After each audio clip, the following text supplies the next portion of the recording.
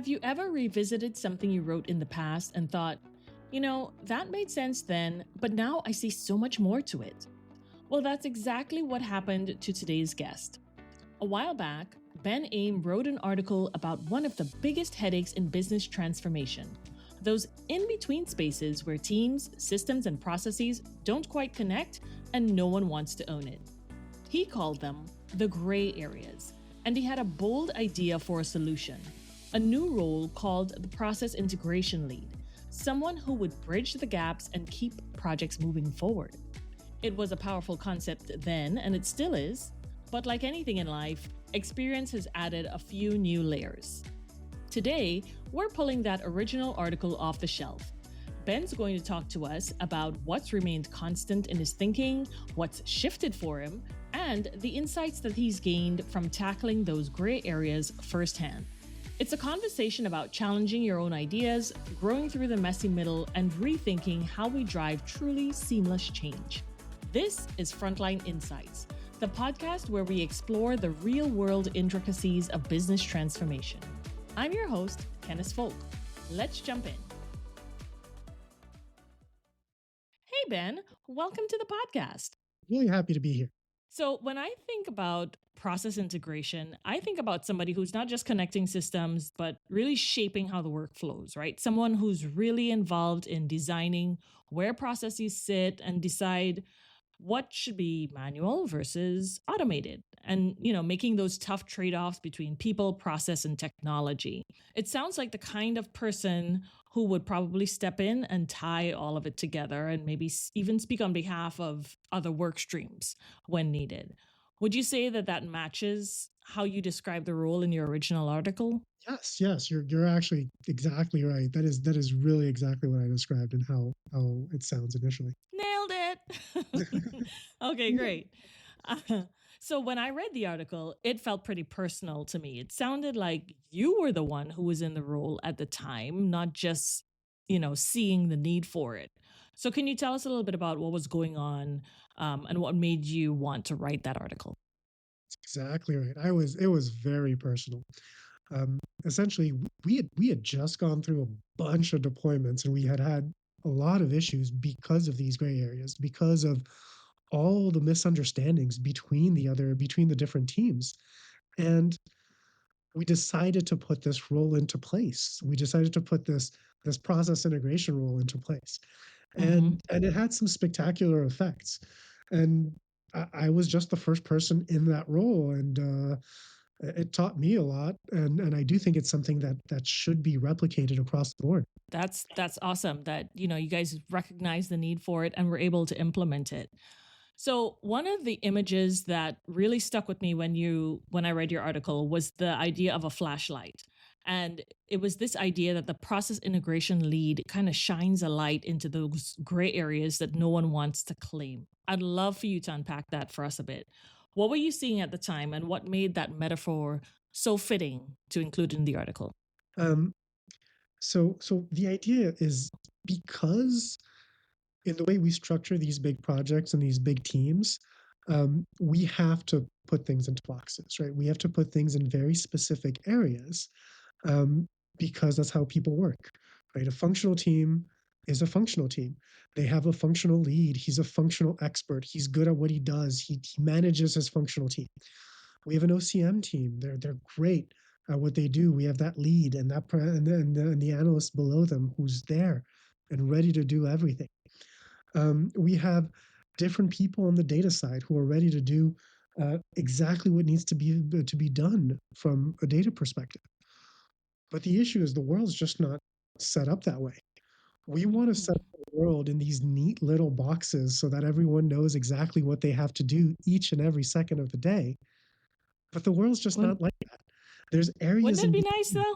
It would. It'd be great, wouldn't it? But unfortunately, that's neither how the world works in general when we run into something. It's not how nature works. It's not how any of this works. So True. When we run into something, any issues like this, more often than not, we can put it in a box. But the ones that hurt us are the ones that we can't put in the box. It's the one that fit between those areas in those gray spaces where we don't know where that issue lies. Who's supposed to take responsibility for it? How do Mm. we hand it off to one team or another? So those are the gray areas that usually delay these big projects or cause a lot of issue down the line. Got it. And that's where we really want to shine the light, right? Because everything else fits. So we need to spotlight the ones that don't so that we can address them before they become problematic. That's exactly it. We've been talking about the value of shining a light into the gray areas. But what happens when well meaning teams rush into a solution without stepping back first? In this next part of the conversation, Ben shares a real world example where good intentions led to unnecessary complexity, and how having someone in the role of a process integration lead could have steered things in a more effective direction. So I remember you sharing an example recently where a team jumped straight to a custom solution, I think it was, and I guess in hindsight it probably was not the best way to approach the problem. Can you tell us a little bit about what happened there and how a process integration lead would have changed the outcome? Yeah, of course. Um, the idea is we ran into this issue where our business team was asking for a very specific solution, um, and our functional teams, doing what they do best, jumped straight into how to design the best solution for our business team. And this is kind of a situation where, to a hammer, everything's a nail, because the functional team really just wanted to do their functional thing and jump in and develop this great solution that they had thought of. And from their perspective, it was by far the best idea and the best thing to do. The fact is that if we took a step back and we actually considered the implications of this change and looked at it across the board and who would be best fit to handle this change, Hmm. it might have been just a change person who could have just taught the user to use the system mildly differently. And it would have been Wow. a 10-minute, and I'm exaggerating, but probably a 10 to 20-minute training instead of 40 hours of development and a full custom solution that would needed to then be supported. That Wow. was the difference. That sounds painful and expensive and time consuming. It was all three. But the funny thing is that there was no ill will. Everyone was actually doing the best they could, and they were doing this in the best possible way because they just didn't have that outside eye coming in and telling them, "Wait a second, let's reassess where this best fits." Right. That's crazy. So, in our earlier conversations, you mentioned that you've had some additional thoughts since you originally wrote the article. And back then you focused a lot on gray areas and the lack of ownership, but now it sounds like you're looking at the bigger picture around those gray areas, right? Or why those gray areas exist in the first place. So, can you share with us a little bit about what shifted for you or what your thinking kind of revolves around now? Yeah, of course. And I started touching on this a little bit, where initially I really thought the idea was to go and jump and identify these gray areas, um, but it's actually a little bit more than that. It's actually jumping in and breaking them down to then refit them into those structural elements that we had before. All the pieces of our project just work together. So the reason these things don't fit in a box neatly is because they haven't been broken down to fit neatly in those boxes.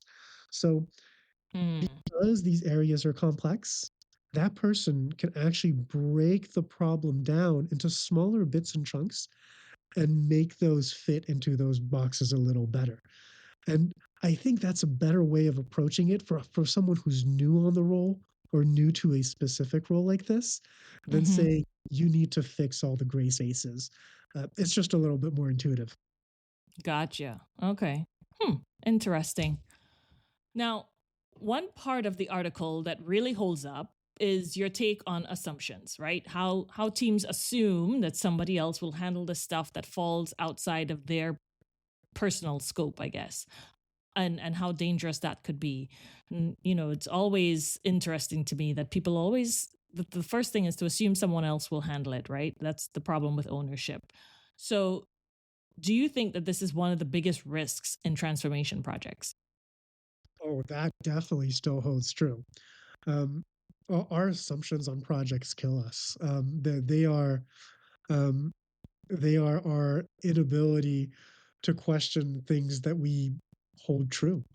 And we do this on a day-to-day basis all the time in project life, in our life around how we walk around the world. But the fact is that sometimes it's just necessary to take a step back and say, wait a second, was this the best way to do things? Is there a better way to approach this problem that I'm encountering? And that's really what this role does, and just questioning these assumptions and what we believe to be true. There might not be a reason for it later on. I love your questioning mindset. It seems like that's the approach that you kind of go in with. Let's take a step back and really see kind of how we should approach things. And I think that that's what has been driving the success of this role to this point. So that's awesome. So, when you first wrote an article, you talked about the gray areas, the need for ownership, and the value of integration. But now, with some more experience, you've got some more examples to draw from, and I think that's really how your thinking has evolved. Not so much that you disagree with what you've written, but you kind of have a even broader view of it. Does that make sense? Yeah, that's exactly it.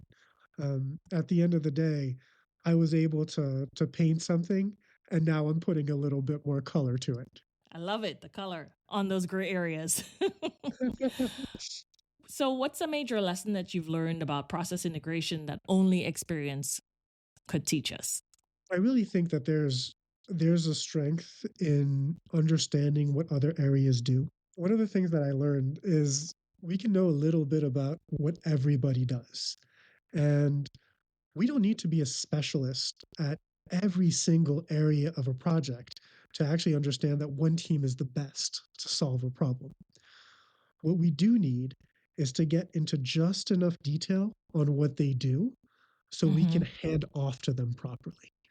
And when we shine those lights on these gray areas, when we actually dive into this, we don't need to do the work for them. We just need to essentially open the path for them to go and say, yes, this is Mm-hmm. mine. You're referring to the process integration lead, correct? Yes, and Got it. I say process integration lead, but this actually applies to a lot of project leads in general, right? When they hand things off to other teams, if you just open the path for others because you understand how their mindset works, you get so Mm-hmm. much further than just telling them, look this way. That makes sense. That makes a lot of sense. That this has been a really, really great, thought provoking conversation. Ben, again, loving your questioning mindset, and thank you for helping us shine some light on those gray areas. I really, really appreciate you spending the time with us. Is there anything else that you would like our listeners to take away from today's episode? I think we covered most of it. I was really happy to be here and talk through this with you. Thanks again, Ben. We're going to be sure to put a link to the original article since it still holds very true, along with any follow up resources that we've discussed today. Ben, thank you so much for joining us on Frontline Insights. Thanks again. And that wraps up another episode of Frontline Insights. Until next time, stay curious and keep shining a light on the gray areas.